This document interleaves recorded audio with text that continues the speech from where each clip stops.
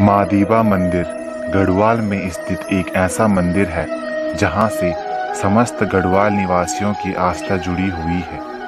यह मंदिर जिला पौड़ी गढ़वाल के ब्लॉक पोखरा के ग्राम झलपानी से लगभग 8 किलोमीटर खड़ी चढ़ाई में पहाड़ की सबसे ऊंची चोटी पर स्थित है। इस जगह पर माँ दीबा भगवती को रसुलान दीबा के नाम से जाना जाता है। कहा जाता है कि यह दुनिया का एकमात्र ऐसा मंदिर है जहां रात को और नंगे पांव चढ़ाई होती है। इस मंदिर से समस्त क्षेत्रवासियों की अनेक मान्यताएं जुड़ी। कहा जाता है कि जो भी सच्चे मन से दीबा भगवती की पूजा अर्चना करता है, माता उसकी सारी मनोकामनाएं पूरी करती। दोस्तों, दीबा भगवती का इतिहास भी बहुत ही अनोखा है। तो चलिए जानते हैं दीबा मंदिर के इतिहास के बारे में। दोस्तों, कहा जाता है कि जब उत्तराखंड में गोरखाओं का अत्याचार बहुत ही बढ़ गया था, गोरखा अपने कुकर्मों की चरम सीमा पर पहुंच गए, तब दीबा ने इस जगह पर अवतार लिया। उसी समय माँ दीबा ने एक पुजारी के सपने में आकर पहाड़ की सबसे ऊंची चोटी पर अपना मंदिर बनवाने को कहा। पुजारी ने ऐसा ही किया। यद्यपि सबसे ऊंची चोटी पर पहुंचना आसान नहीं था।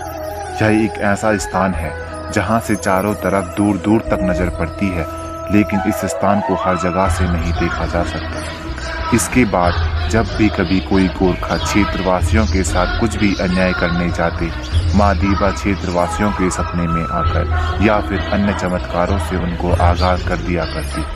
और ऐसे ही अंत में माँ ने पट्टी खाटली को गोरखाओं के अत्याचार से मुक्त करवा दिया। दोस्तों, आपको यह जानकर हैरानी होगी कि कहा जाता है पहले इस मंदिर में एक ऐसा पत्थर था जिसको जिस भी दिशा में घुमा दिया जाए उस दिशा में बारिश शुरू हो जाती है। आज भी इस जगह पर माँ दीबा की पौराणिक मूर्ति स्थित है तथा मूर्ति के नीचे गुफा है जो कि अब ढक चुकी है। दीबा देवी मंदिर से जुड़ी किंवदंतियां और मान्यताएं।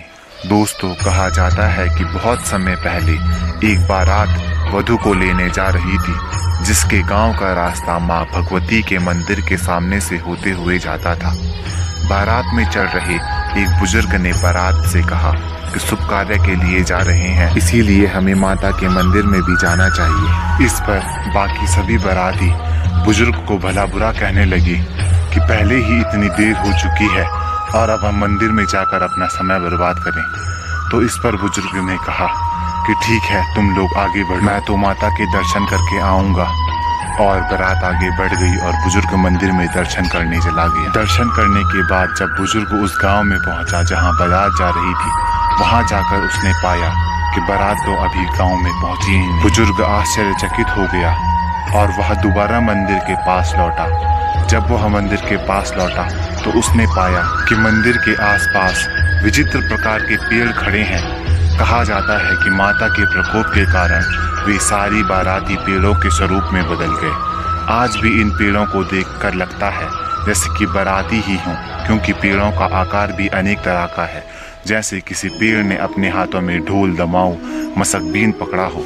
इन पेड़ों को आज रसूली कहा जाता है और यह पेड़ केवल दीबा मंदिर में पाए जाते हैं। जो भी भक्त माँ दीबा के दर्शन हेतु यहाँ आता है, वह वापस लौटते समय रसूली के तने को अपने साथ ले जाता है, क्योंकि इसे माँ दीबा का प्रसाद माना जाता है और इसीलिए इस जगह का नाम माँ रसुलान दीबा है। इन पेड़ों को लेकर मान्यता है कि यदि कोई भी व्यक्ति किसी धारदार वस्तु को इन पेड़ों से छुआएगा तो इन पेड़ों से खून आती है। दीबा के पुजारी यानी केवल भंडारी जाति के लोग ही इस पेड़ को काट सकते हैं।